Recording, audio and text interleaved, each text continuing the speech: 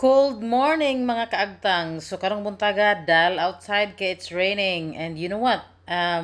Ako lang ba or ingon ani gyud ta mga Pinoy. Gagmay og cute katag ilong gahapla pa ng uban diha.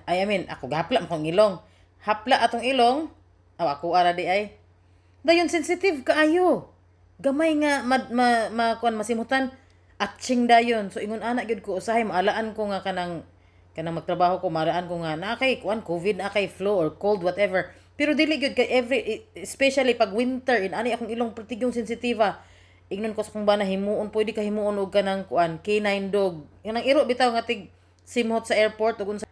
Basta kana bang sa airport nga ginabawal himuon iyan lang kung himuon og iro kay grabe man akong ilong pretty man yung kuan makasimhot man gyud og bisa unsang gamay-gamay lang pero hapla-hapla lang pero perting kuan na sensitive arte kay mura bag taas nga perting hapla